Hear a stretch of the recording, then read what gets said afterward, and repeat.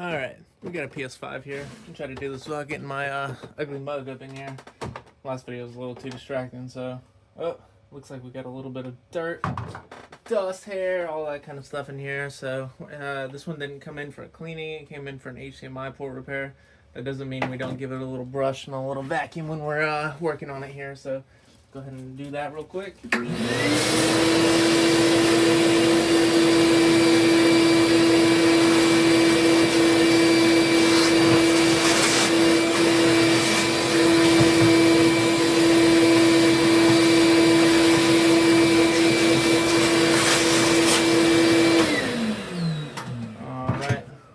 Pretty decent. There is some sort of like liquid or something spilled in here, but it obviously hasn't done any damage power wise, so I'm not too concerned about it. This console is also sealed, which is good. Normally when they come in they're unsealed and they took it somewhere else. I took it somewhere else that did it for like, you know, $50 and destroyed it. So when people come to me first, honestly, it feels great knowing that I get to open a unopened console. Let me go ahead and unscrew this area here. Yeah, it looks like there's a little bit of dust inside the console here too that built up over time. Let's hit it with the vacuum one more time and the brush.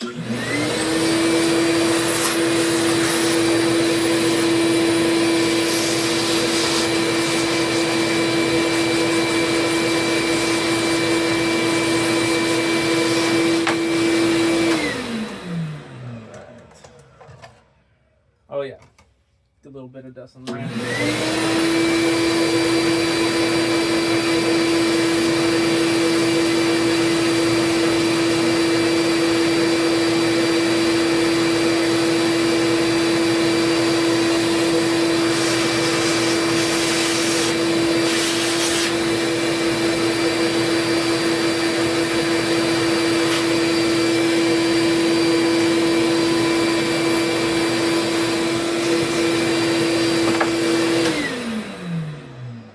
Alright, let's go ahead and get this thing opened up. Sometimes they come in here like this where they're just a little bit more dirty than other consoles, and you gotta spend a little bit more time on it. It doesn't look too bad. Same here, we're just gonna give it a brush and a quick little vacuum. I do this mostly so that it doesn't get in my shop, to be honest with you. Of course, you know, getting stuff out of like the vents and stuff like that is always helpful, but you know, I mean, I'm already in here, might as well give the people a little bit of a vacuum and a brush down too, right?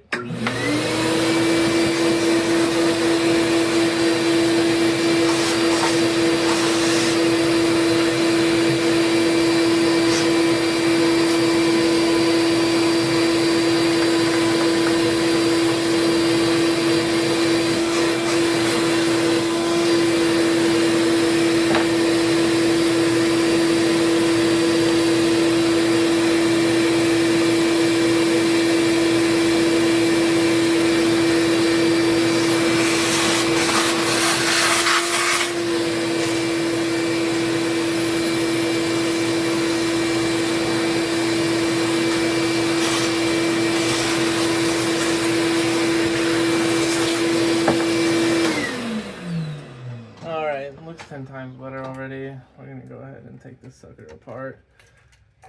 So this is one of the smaller motherboard versions. These ones are a little bit nicer than the larger motherboard ones. Obviously less screws, right? Less screws means more time efficiency. These are actually built a little better too, so like if the HDMI port gets damaged in the way that the port gets pushed back too far inside of the console, instead of destroying the components that are behind the HDMI port, usually on this one, not usually, but on this board here, there's only a little capacitor behind versus all the other components, so it's kind of nice. Because these ones are less likely to have more expensive repairs. What you're thinking, what's nice about having less expensive repairs? Well, for one, it's quicker. I can get to the next console, right? It's not always about making the most money on one console. It's about, taking your time, doing things right, and getting stuff done quick. If I have to spend more time dealing with the components behind the HDMI port, it takes time away from the next customer that they could have something done, within our time frame of 30 to 45 minutes. So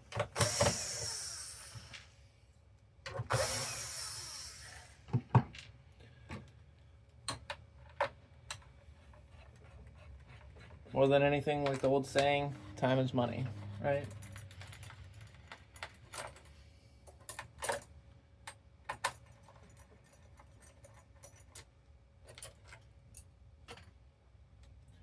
Alright, so now that we got everything disconnected here, we got this screw, the bracket with the 2 screws, and all of the ribbons and antennae disconnected. We're going to go ahead and pop this sucker out.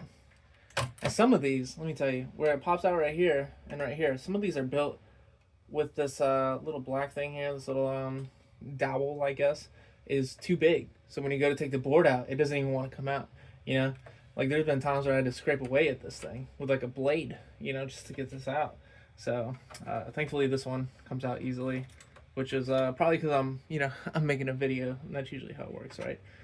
So this one has a little bit of the overheating issue here, that little blank spot there, as well as right here on this side. So we're going to try to do the same thing that we do with every console, which is take the liquid metal that we have, put it directly on that spot, and try to dab it there, see if we can get it to stick. It doesn't always work, but it doesn't mean it's always going to cause a problem either with the console. Ooh, look at this. There's a little dust bunny in here. See that? Ooh, fun little find there, huh? Gotta vacuum that up. But we're gonna go ahead and get this port here swapped out. I know it doesn't seem like too much, but we're gonna get that port there swapped out too. All right, we're gonna go ahead and get this port taken off. So of course, we're gonna put a flux on there first. Flux disperses the heat, helps heat the whole area up, because the more you have the whole area heated up, the easier it is to take the port off. If you have like direct heat to one spot, the solder won't always melt evenly. So if you go to pull it off, like we've seen from other shops, you pull it off, it rips the pads off the board, and it's a whole new repair, right? Goes from a quick turnaround repair to a decent turnaround repair, right? Still don't take too long on pad repairs and stuff like that, so I'm gonna go ahead and take this port off and then put a new port on, and I'll show you what it looks like. All right, we have the new port on there. See, that's how a port replacement should look. You see that? None of that extra crap, no like extra damage or anything. That's how it should look. We're gonna go ahead and get this console put back together and test it out, make sure it works. All right, so now that we've got this sucker finished up here, we're gonna go ahead and finish dusting the opposite side of the side that we opened up, and just get that a little bit cleaned out, and then we're gonna test it out. All right, we got it plugged up here, showing up and everything. So we're gonna go ahead and let that sucker reboot, pull up normal, and it's good to go. So let's see, let's just make sure here. There we are, good to go. So thanks for watching.